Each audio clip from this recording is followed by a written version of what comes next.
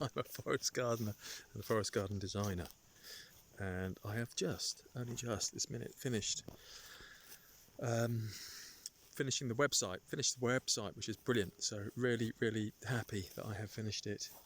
And now I'm just going for a walk. I was going to go and do some work in the forest garden, but well, I'll say there's always stuff to do. I'm here in the nuttery. This is like a 2-acre steeply sloped bit of land. It needs dead hedges. I've got trees, rather sickly looking hazel, and there's loads of bracken and bramble and stuff. So gradually, bit by bit, kind of recovering it, tocking up dead hedges, and all the while the plants, the trees just keep on growing. And this is an Italian stone pine, Pinus pinea. Is that how you pronounce it?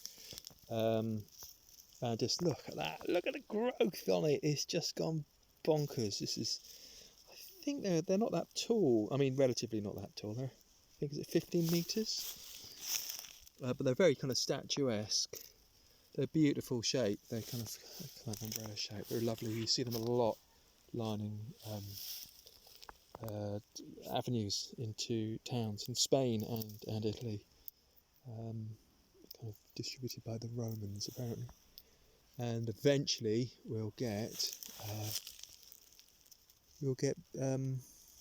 pine nuts from them, which would be great.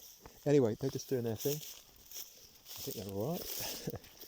And they've got this is a hazel Gunslebert or something like that from my mum, present from my mum. And that's a red one, an ornamental one. What is it called? Red Majestic. They planted a bit late in spring, so yeah. And then another stone pine here. And so what I'm going to do with this originally was a kind of field with cows in. So originally what I'm going to do is my big thing at the moment is keeping the perimeter, getting a path in the perimeter, so maintaining access. I've got to mow a path down that side and then down there, and yeah, and that's kind of it really. And then just keeping the bramble down in other parts.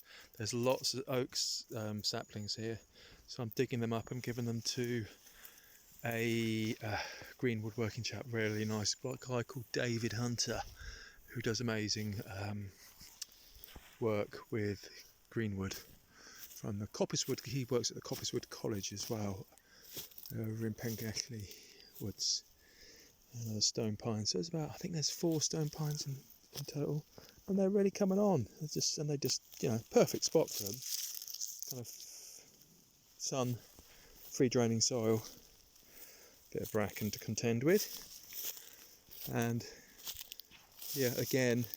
This is the path going up at the moment, but I'll put a perimeter path in there, and then slowly kind of get back on top of the bramble as the garden gets developed. Because what happens is, bramble grows like this, and then oak trees grow in the centre of it. By the time oak tree gets big enough, it shades out the bramble, and the bramble dies back. Woodland edge plant. There we go. And yeah, so this is more of a kind of ambling tour and any kind of forest gardening. Oh, but I must say, we were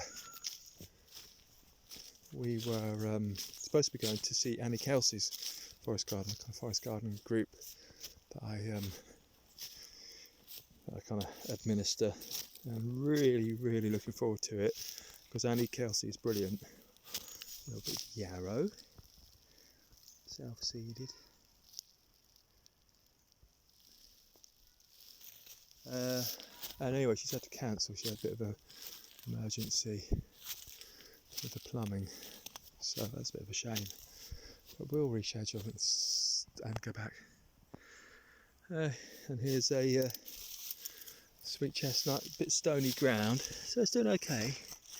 Marron Gujokinak. My French isn't too good. It's a bit stony ground here, so it's not doing that well. And then that's the coppice planted about 5 years ago. Optimistic coppice. There we go. Right, I'm I'm heading back now. So I hope you like that, and yeah, I'll be back on Wednesday the 6th of October for the kind of structured forest garden live stream, which will be about structure.